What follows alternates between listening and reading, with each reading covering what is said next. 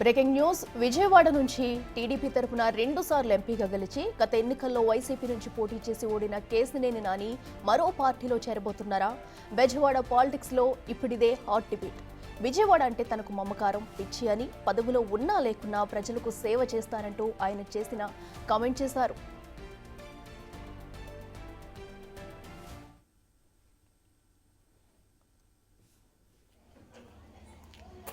June 10వ తారీఖున ఇంకా రాజకీయాల్లో కొనసాగాలని చెప్పి నేను ప్రకటించాను. కానీ ప్రజాసేవలో ఉంటాను. విజయవాడ అంటే నాకు పిచ్చ నమ్మకారం. నేను పుట్టిన ఊరు, పుట్టిన ప్రాంతం. ఈ విజయవాడ పార్లమెంట్ నాకు 2 సార్లు ఎన్నుకొని వాళ్ళకి సేవ చేసే భాగ్యం నాకు కల్పించింది. ఖచ్చితంగా ప్రజాసేవలో ఉంటాను కానీ రాజకీయాల్లో ఉండని చెప్పి నేను అనౌన్స్ చేశాను. అందుకని నేను ఎక్కువ కార్యక్రమాలకు అటెండ్ అవ్వట్లేదు. ఎక్కడ కూడా స్టేజ్ మీద ఎక్కి మాట్లాడాలని కూడా నేను అనుకోను.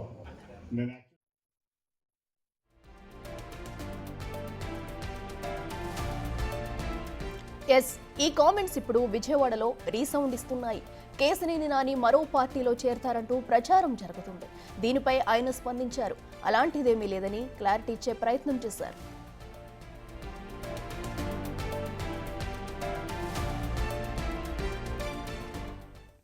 రేటుకి ఇదే అంశానికి సంబంధించి మరింత సమాచారం మా ప్రతినిధి శివ లైవ్లో అందిస్తారు. శివ, చెప్పండి. అటు కేశినేని నాని ఒక పార్టీలో చేరతారంటూ వచ్చిన వార్తలను కూడా ఆయన ఖండించి కూడా ఆయనతో ఒక క్లారిటీ ఇచ్చారు. దీన్ని ఎలా చూడాలంటారు? ప్రస్తుతం రాజకీయ పరిస్థితులు ఎలా ఉన్నాయి?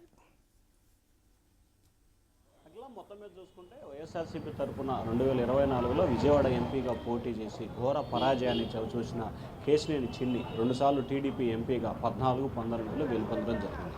అయితే ఆ తర్వాత జూన్ 10న అంటే ఎప్పుడైతే ఎన్నికల్లో ఓటమి చెందిన తర్వాత తాను శాశ్వతంగా రాజకీయాల నుంచి దూరంగా ఉండాలని నిర్ణయించుకున్నాను, రాజకీయాలకు దూరంగా ఉంటానని చెప్పి కూడా చెప్పడం జరిగింది. ఆయన ఫేస్బుక్, ట్విట్టర్ ద్వారా పోస్ట్ కూడా పెట్టారు. ఆ తర్వాత వెనువెంటనే ఆయన కార్యాలయానికి ఉన్న వైఎస్ఆర్సీపీ ఫ్లెక్సీలని, బ్యానర్లు కూడా తీసివేయడం జరిగింది. ఆ తర్వాత దాదాపుగా 8-9 నెలల తర్వాత ఆయన పూర్తి స్థాయిలో నియోజకవర్గానికి అంటే పార్లమెంటు పరిధిలో నియోజకవర్గానికి దూరంగా ఉన్న పరిస్థితి కనిపించింది. అయితే 2 రోజుల క్రితం కూడా నందిగామ నియోజకవర్గంలో ఏదైతే కేశినేని సేన ఆధ్వర్యంలో కార్యక్రమం జరిగిందో ఆ కార్యక్రమానికి ఆయన ముఖ్య అతిథిగా పాల్గొని కొన్ని కీలకమైన వ్యాఖ్యలు చేశారు. తాను భవిష్యత్తులో రాజకీయాల్లోకి రావాలని కోరుకోవట్లేదు. జూన్ 10న ఏదైతే ప్రకటన చేశానో ఆ ప్రకటనకు అనుగుణంగానే ఉంటాను. కానీ విజయవాడ ప్రజలకి, నా తోటి ప్రజలందరికీ సహాయ సహకారాలు అందిస్తాను, ప్రజాసేవ చేస్తాను. కానీ ప్రజాసేవ చేయాలంటే రాజకీయాల్లో ఉండాల్సిన పని లేదు, సామాన్యంగా చేయొచ్చు.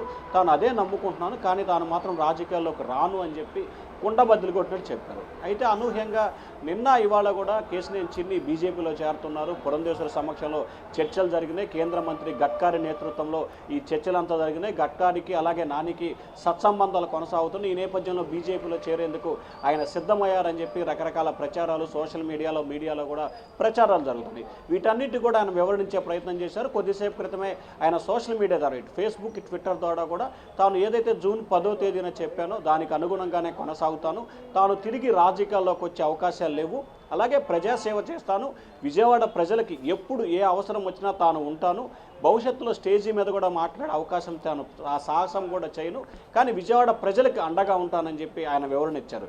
మరొక వైపు ఆయన కుమార్తె గతంలో విజయవాడ కార్పొరేషన్ ఫ్లోర్ లీడర్గా ఉన్న శ్వేత రాజకీయ భవిష్యత్తుకు సంబంధించి మాత్రమే ఆయన బీజేపీ నేతలతో సంప్రదింపులు జరిపినట్లు కూడా మరొక ప్రచారం జరుగుతూ ఉంది.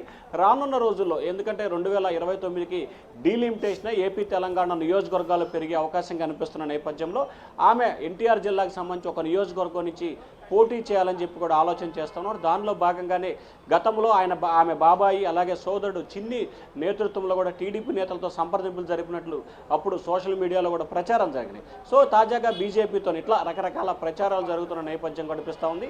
కేశినేని నాని అయితే మాత్రం తాను రాజకీయాల్లోకి రాను అని చెప్పి ఆయన కరాఖండిగా చెప్పారు. అయితే ఆయన కుమార్తె రాజకీయ భవిష్యత్తుపై మాత్రం ఆయన ఫోకస్ పెట్టినట్టు తెలుస్తూ ఉంది. మరి ఆయన కుమార్తె టీడీపీలో చేరతారా, బీజేపీలో చేరతారా అనే ఉత్కంఠ అయితే కొనసాగుతోంది.